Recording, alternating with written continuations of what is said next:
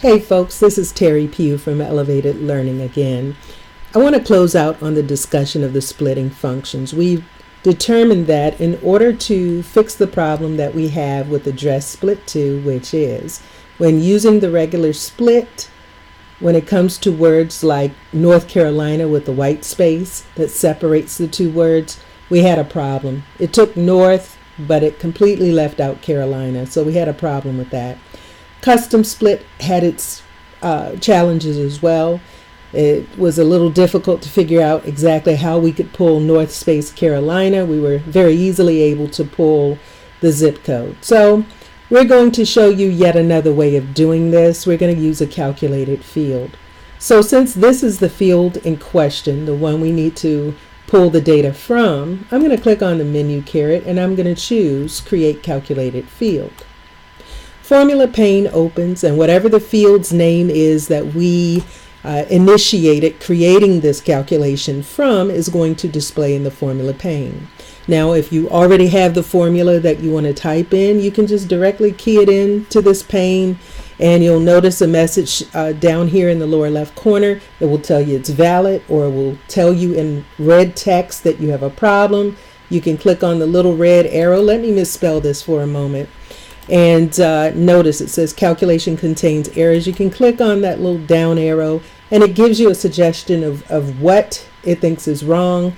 And if you click it, it will pop you to the point where the problem is. So I'm going to put that square bracket back. That's just a matter of the syntax and how it spells fields and formulas. So on the right side, you will notice this triangle. We're going to click on that triangle and it will expand to a help window. I want to type in the name left because I'm familiar with this string function. I know this string function is going to give me exactly what I need. And by the way, you will notice in this top drop list that all of the functions that Tableau offers, they are organized in categories. So if you just simply want to see a list of what the functions are in each category, just choose one and the list of values will display in the window below. All right, again, I know that I want to use the left function. It requires two arguments. It requires a string that you need to do the work on and the number of characters that it needs to extract from the word, starting from the left side of that word. So I am going to click to the left of the field in the formula pane. I'm going to double click on left. Granted, I could have just typed in left. All right. But I'm going to, well, actually, I'll highlight this field and I'm just going to drag it inside the parentheses. Doing that, I see that it duplicates that. So I could have simply erased it or did a copy and paste, Control C, Control V, or on Macs, Command C, Command V. All right, so that's the first argument, a comma, because that's the string I need to work on. Now I need to tell it how many characters to extract. All right. So in doing this, here's my thinking. I'm thinking that if I determine what the length of the string is in address split to, all right, and I subtract out the number of characters for the customer zip code, then that should give me the number of characters starting from the beginning of address split to field that Tableau should pull out. And then that should be the state name. What you think? Sound pretty good? Let's go for it. All right. Well, I'm going to type over here again. The reason why I'm doing this, you may not be familiar with the functions. So this is a good way of becoming more familiar with the functions as we move along. We want to use the len function, which simply returns the length of whatever string you supply it. I'm going to type in directly instead of double clicking len, and notice we have an auto fill or auto population that Tableau offers. Again, the string that I'm interested in is this address split to. Just typing in a few characters will do the job. Again, so I want to subtract out the customer zip code. So since we already have a field called customer zip code that we created in an earlier video, I'm going to use that. But once again, I need the length of that. So the length of customer zip code. Now make sure that you pair each function with opening and closing parentheses. If they're unbalanced parentheses, you will have a red message in the lower left corner. So make sure each open parentheses has a closing parentheses with it. And it appears as though we're good. Maybe not. All right.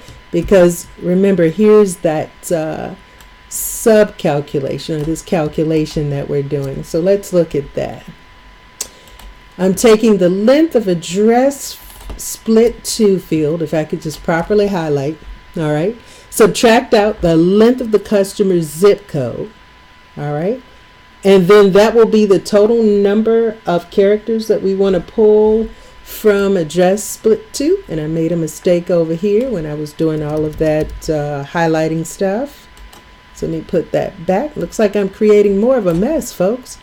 All right, so let me clean this up. Let me stop making mistakes. All right. Okay, cool. So the first argument, address split to, which is this field right here.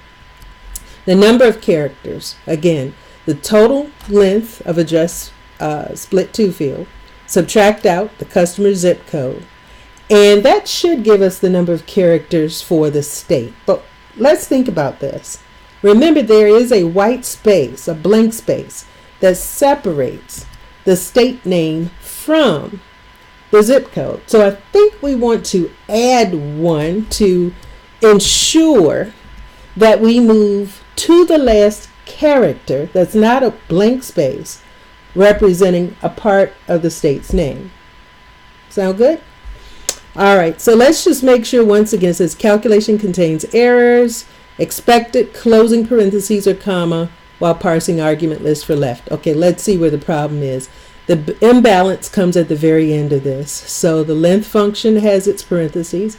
This length function has its parentheses plus 1. I think I want to add another pair of parentheses, closing parens right there. Yes. So these two go together, these two, and then the outermost for the left function. Yeah, that looks good. Calculation is valid. All right, let me spread this out a little bit so that it's more clear as to what the formula is. Also, let's give it a name. Let's call this name customer state. That's why we did the work, to determine the customer state's name. I'm going to go ahead and click OK, folks.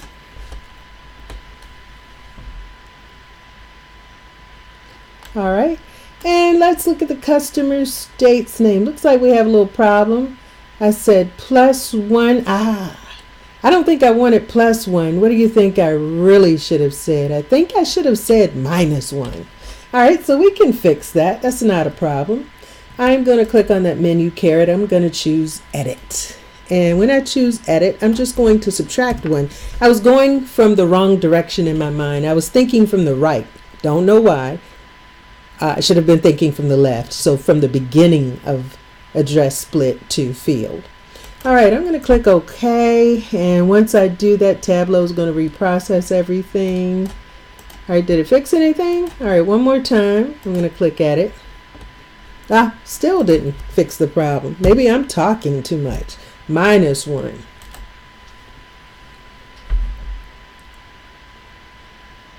All right. Now, let's see. Oh, there's North Carolina. Cool. Nothing is truncated. All of the words are there, minus any white space. Perfect. That looks wonderful. All right, so let's go to address split 2 because we no longer need that field. Get rid of the clutter. Avoids confusion later as you're visualizing. Let's see what options we have available. We have hide and we have delete. Well, let's try delete and see how Tableau responds to this. All right, it says you've selected one field in the view to delete. This will affect the following. So in other words, the other calculated fields that were created by using split, custom split, or that calculated field are depending upon the existence of this field. So we can't just delete it.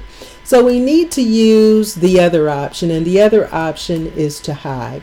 So I'm going to hide. That removes it from the view. And notice, if you ever want to see it again, you do have this checkbox. I can simply check it off. and it displays in a light gray all fields that were previously hidden. All right. So I'm going to go ahead, I'm going to uncheck that because I don't care about any of the hidden fields. It would just confuse me as I continue to build my report. All right. So that's it, folks. I think we have relatively clean data. So in the next video, we can start to build our view, our report based on this data.